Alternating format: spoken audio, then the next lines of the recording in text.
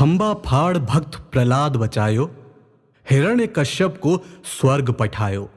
श्री हरि विष्णु के चतुर्थ अवतारी, शक्ति एवं पराक्रम देव अवतारी। अर्ध मनुष्य अर्ध सिंह को धारी, निज भक्तों के कष्ट नाशनहारी।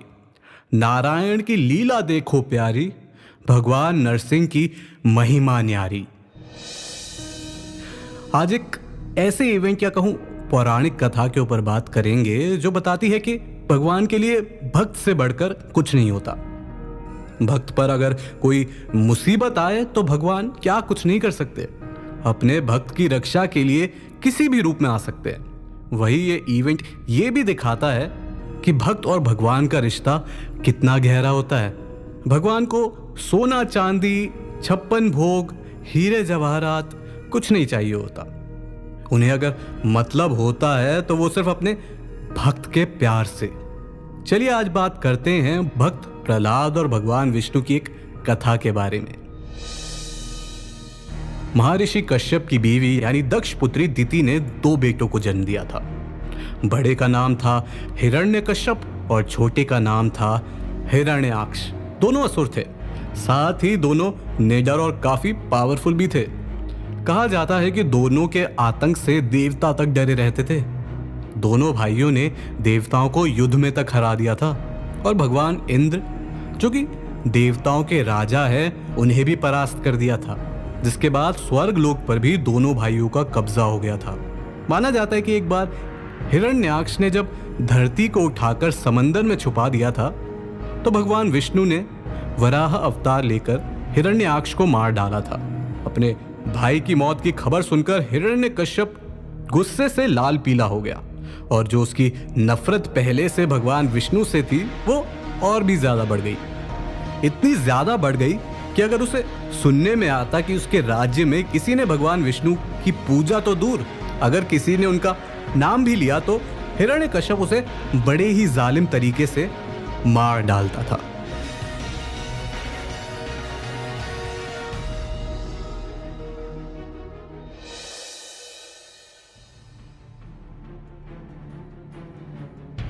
कहा जाता है कि हिरण्यकश्यप को भगवान ब्रह्मा से वरदान मिला था कि उसे ना तो कोई किसी अस्त्र से मार पाएगा, ना शस्त्र से, ना घर के अंदर मार पाएगा, ना ही घर के बाहर, ना दिन में ना रात में, ना ही कोई इंसान उसे मार पाएगा और ना ही कोई जानवर या पंछी। आकाश में भी कोई नहीं मार पाएगा और ना ही पृथ्वी पर। मतलब एक तरीके से उसने भगवान ब्रह्मा से ऐसा वरदान ले लिया था जिससे कि उसे कोई मार ही नहीं पाएगा। लेकिन नियति को तो कुछ और ही मंजूर था। हिरण्यकश्यप के बेटे का जन्म हुआ जिसका नाम रखा गया प्रहलाद। प्रहलाद जब शिक्षा लेने आश्रम गया तो वहां उसे भगवान विष्णु के बारे में पता चला। वहीं से प्रहलाद भगवान विष्णु की भक्ति में लीन रहने लगा। हर वक्त भगवान विष्णु का जाप करने लगा। ओम विष्णवे नमः, ओम विष्णवे नमः। जब प्रहलाद आश्रम से शिक्षा लेकर महल आया तो पिता हिरण्यकश्यप ने उसे गले लगा लिया और उसको गोद में बिठाकर प्यार करने लगा और पूछा, बेटा जो जो तुम पढ़ के आए हो उसके बारे में जरा हमें भी तो बताओ। प्रहलाद ने कहा, पिताजी जो सब जगह पर है मैं उस भगवान को प्रणाम करता हूँ। हिरण्यकश्यप ये बात सुनकर गुस्से से भर गया और कहने लगा, मूर्ख, अपने पिता के अलावा किस भगवान की बात कर रहा है तू? इस पूरे जगत में मेरे से शक्तिशाली और बलवान कोई नहीं है। प्रहलाद कहते कि नहीं पिताजी, इस संसार में भगवान विष्णु से शक्तिशाली कोई नहीं है। भगवान विष्णु ही सब कुछ है। हिरण्यकश्यप ने जैसे ही भगवान विष्णु का नाम सुना तो वो गुस्से से पागल हो गया। हिरण्यकश्यप ने प्रहलाद को चेतावनी दी कि अगर फिर से तूने इस कपटी विष्णु का नाम लिया तो मुझसे बुरा कोई नहीं होगा। लेकिन प्रहलाद ने अपने पिता की एक ना सुनी और भगवान विष्णु का जाप करने लगा। जिसके बाद हिरण्यकश्यप अपने सैनिकों से कहता है कि इस दुष्ट को मार डालो, अब इसके जीने का कोई फायदा नहीं है। अगर ये जीवित रहा तो हमारे ही कुल का नाश कर देगा।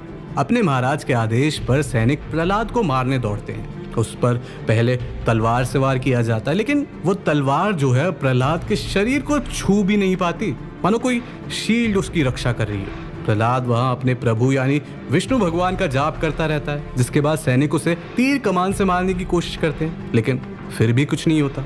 भाले से मारने की कोशिश करते हैं, फिर भी कुछ नहीं होता।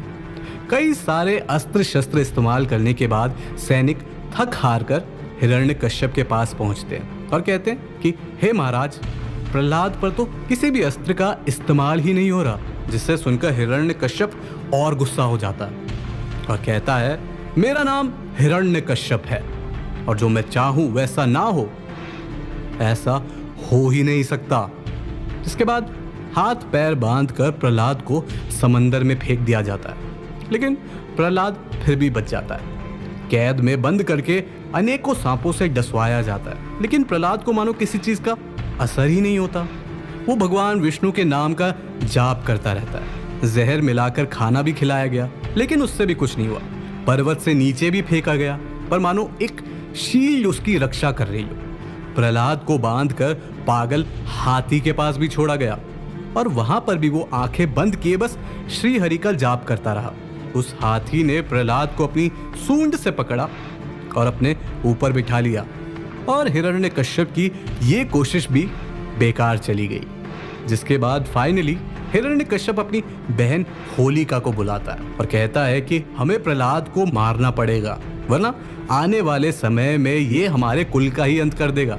दरअसल होलिका को वरदान में एक शॉल मिली होती है, जिसे अगर वो ओढ़े तो उसके ऊपर आग की लपटों का कोई असर नहीं होगा। तो एक दिन होलिका शॉल पहनकर अपने साथ प्रहलाद को लेकर आग के अंदर चली जाती है। आग जब बुझी तो सब हक्के बक्के रह गए। भगवान विष्णु की कृपा से वो शॉल प्रहलाद के ऊपर आ गई और होलिका जलकर भस्म हो गई। यही कारण है कि होली का त्योहार बुराई पर अच्छाई की जीत के प्रतीक के रूप में मनाया जाता है।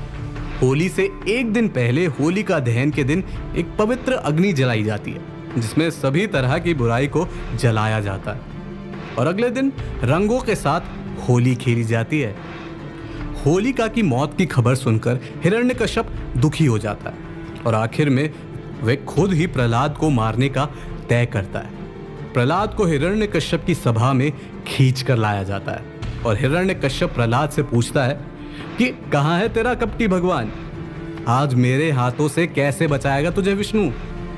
जिसके जवाब में प्रहलाद कहता है कि मेरे भगवान तो चारों तरफ है, हर एक वस्तु में मेरे भगवान है। अगर मेरे भाग्य में जीवन लिखा होगा तो भगवान विष्णु मुझे कैसे भी करके बचा लेंगे। जिसे सुनकर हिरण्यकश्यप एक खंबे की ओर देखकर पूछता है कि क्या इसमें भी तेरे भगवान का वास है?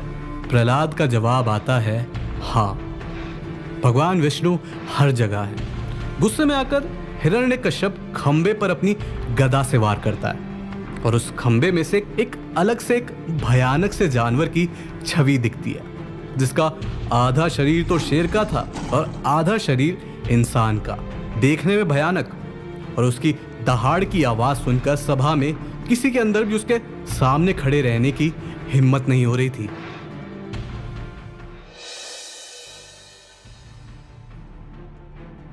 प्रहलाद देखते ही पहचान गए कि ये और कोई नहीं बल्कि भगवान विष्णु के अवतार नरसिंह है।